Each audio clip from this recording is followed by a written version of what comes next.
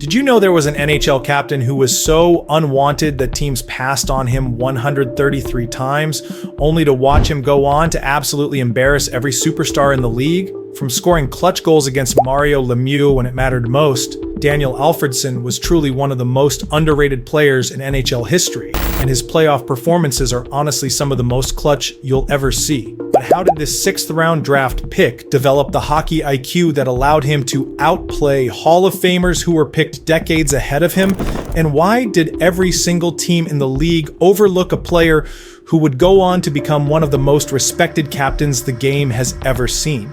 Well, to find out, we have to go back to 1994. The Ottawa Senators were desperately looking for any talent they could find in their 3rd year as an expansion team, but most scouts had completely written off this skinny kid from Gothenburg, Sweden. Daniel Alfredsson wasn't even on the radar of most NHL teams. He was playing in Sweden's 2nd division, barely getting noticed by his own country's top league. While future busts like Jason Bonsignore and Jeff O'Neill were being selected in the 1st round, Alfredsson was working construction jobs in the summer just to make ends meet. But how is it that a player drafted 133rd overall would go on to score over 1,000 NHL points and captain a team to the Stanley Cup Finals, while guys like Alexandre Daigle, the #1 overall pick that same year, would be out of the league within a few seasons? The Senators were so desperate for players that they were willing to take a chance on anyone, but even they had no idea they had just found their future franchise cornerstone sitting there in the 6th round. Daniel grew up in Gothenburg, Sweden, a port city where hockey wasn't even the most popular sport. While most NHL prospects were playing in elite hockey academies, Alfredsson was just another kid skating on outdoor rinks when the weather allowed it. His father worked at a local factory and hockey equipment was expensive. So expensive that Daniel had to share gear with his younger brother. What made scouts completely ignore him wasn't just his size. He was about 5'11" and around 205 pounds. It was his style of play that didn't fit what NHL teams wanted in the early 90s. While other prospects were throwing big hits and getting into fights, Alfredsson was the kid who would rather make a perfect pass than score a goal himself. His junior coach in Sweden, Tommy Sandlin, saw something different though. Daniel had this ability to see the ice like he was watching from the stands, Sandlin would later say. He knew where every player was going to be before they knew it themselves. Alfredsson wasn't fast enough, wasn't big enough, and definitely wasn't mean enough for their liking. He spent hours after practice working on his shot and his passing, often staying on the ice until the arena workers had to kick him out. The day of the 1994 NHL draft, Daniel wasn't even watching. He was working his construction job, laying concrete for a new building in Gothenburg. While players like Ed Jovanovski and Radek Bonk were celebrating being picked in the 1st round, Alfredsson didn't even know he had been drafted until his girlfriend called him that evening. "I honestly thought she was joking," he said years later. "I never expected any NHL team to want me." Even when the Senators called to tell him he'd been selected, Daniel's first thought wasn't excitement. It was whether he was good enough to even make it to training camp. When Daniel finally made it to Ottawa for training camp in 1995, even his own teammates didn't know who he was. The Senators were still a laughingstock. They had won just 18 games the season before, and most players saw Ottawa as a place where careers went to die.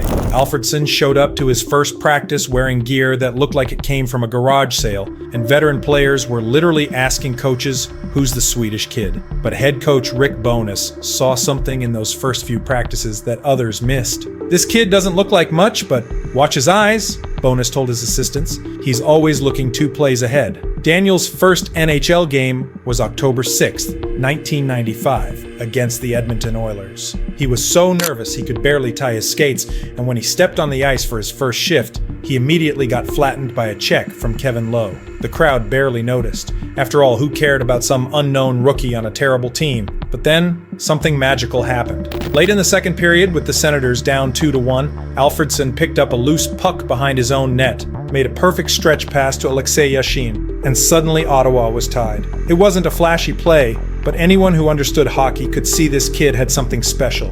As the season progressed, Alfredsson's confidence grew with every shift. By December, Daniel was leading all NHL rookies in assists, and suddenly the Canadian media was asking, "Who is this Alfredsson guy?" His teammates started calling him Alfie, a nickname that would stick for his entire career. Veteran captain Randy Cunnyworth told reporters, "This kid plays like he's been in the league for 10 years. The numbers backed it up. Alfredsson finished his rookie season with 61 points, good enough for 2nd in Rookie of the Year voting. But more importantly, the Senators had gone from 18 wins to 31 wins. Nobody was calling them a joke anymore, and it was all because of a 6th-round pick that most teams had never even heard of. Off the ice, Alfredsson's work ethic was just as impressive. He spent countless hours studying game film, refining his shot, and improving his skating. Coaches and teammates alike noticed how he never took a shift off, always pushing himself to be better. That relentless drive, combined with his natural hockey sense, quickly made him the heart and soul of a rebuilding team. The Senators weren't just improving, they were starting to believe they could compete with the league's best, all thanks to a kid who had been overlooked time and time again. As Daniel's reputation grew, the biggest names in hockey started to take notice, and they didn't like what they saw. March 15th, 1997 was the night that changed everything. The New York Rangers came to Ottawa with Mark Messier, one of the most feared leaders in NHL history. Messier had won 6 Stanley Cups and was known for intimidating rookies, but Alfredsson had different plans. In the first period, Messier tried to run Daniel through the boards, but Alfie slipped the check and left Messier crashing into the glass alone. Then with 2 minutes left in the game and Ottawa down by 1, Alfredsson picked the puck at center ice, skated in alone, and scored the tying goal. But the real statement came against Jaromir Jagr and the Pittsburgh Penguins on April 3rd, 1999. Jagr was having one of the greatest individual seasons in NHL history, leading the league in scoring by a huge margin. Everyone expected him to dominate the young Senators, but Alfredsson had studied tape of Jagr for weeks.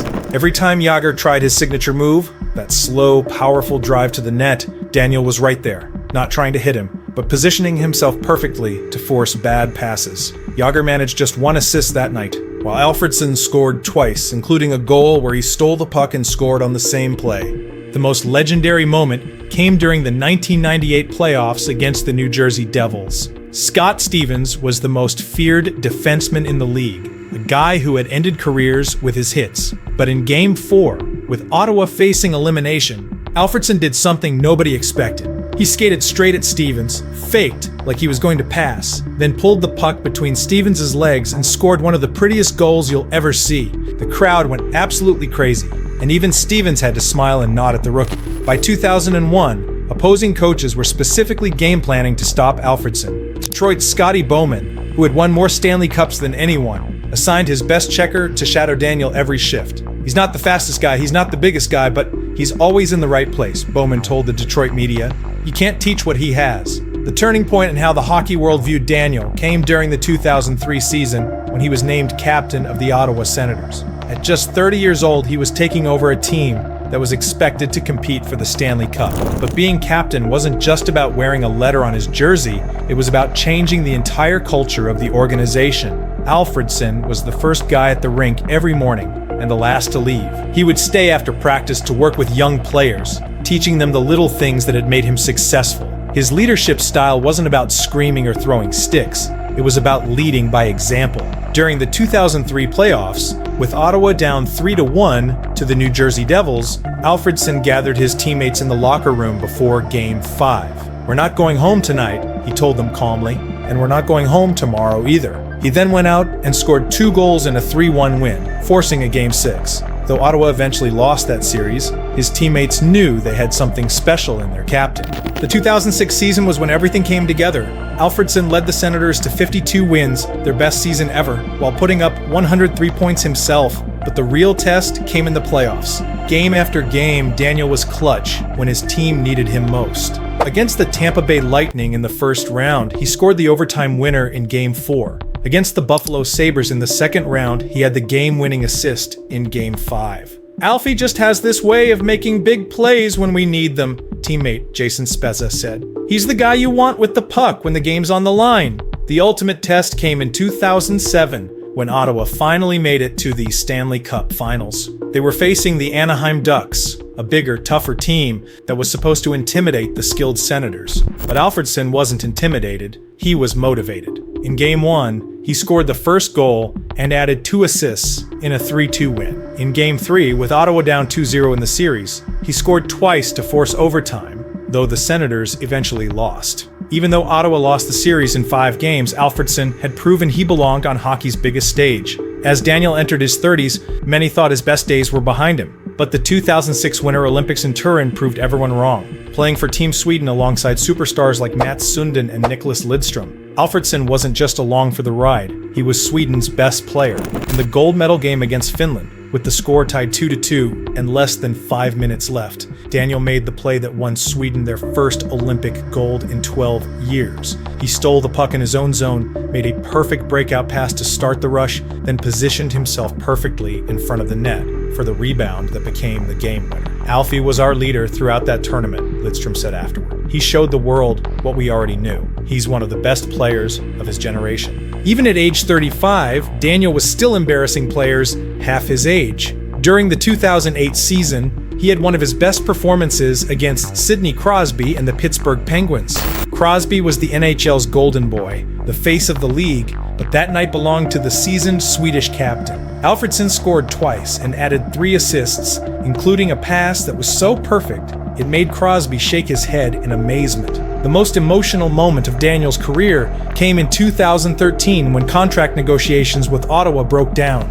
After 17 seasons as a Senator, the team that had given him his chance couldn't afford to keep him. The farewell press conference was unlike anything hockey had ever seen. Grown men were crying, including Daniel himself. "Ottawa is my home," he said through tears. "This team, these fans, they gave a skinny Swedish kid a chance when nobody else would." But instead of retiring, Alfredsson shocked everyone by signing with the Detroit Red Wings, proving he still had gas left in the tank. His one season in Detroit was like a farewell tour. Every city he visited, opposing players and coaches paid their respects. In Toronto, former enemy Mats Sundin came to the game just to watch his old international teammate. In Montreal, the crowd gave him a standing ovation, something that almost never happened for visiting players. Daniel Alfredsson represents everything good about hockey, said Red Wings coach Mike Babcock. He's a gentleman, a warrior, and a true professional. When Daniel finally announced his retirement after the 2013-14 season, the hockey world took notice. The Senators immediately retired his number 11, making him just the second player in franchise history to receive that honor. But the real recognition came from his peers. At the retirement ceremony, players from across the league sent video messages praising his skill and character. Mario Lemieux called him one of the smartest players I ever played against. Wayne Gretzky said, "Daniel proved that heart and hockey IQ can overcome any physical limitations." Even longtime rival Chris Pronger admitted, "I hated playing against him because he made me look stupid so many times." Daniel Alfredsson was truly one of the most underrated players to ever step on NHL ice. Watching him, especially during his peak years from 2003 to 2007, it almost seemed like he could read the game better than anyone else on the ice. And while many overlooked him because of his size and lack of flash, the real truth is that his hockey intelligence and positioning made him more effective than bigger, stronger superstars. By using his mind instead of his muscles, he was able to outplay Hall of Famers more consistently than players who got way more attention. Daniel proved that in hockey, sometimes the best player isn't the fastest or the strongest, sometimes it's just the smartest. By the way, let me know what you think below. Does Daniel Alfredsson deserve to be in the Hall of Fame? Regardless if you think yes or no, please share your thoughts below. I would love to hear them. And if you enjoyed learning about this incredible underdog story, please hit that like button and subscribe to the channel. These videos take countless hours of research and editing to bring you the most amazing untold stories in sports. And your support means everything to us. Every like and subscription helps us keep sharing these forgotten legends with the world.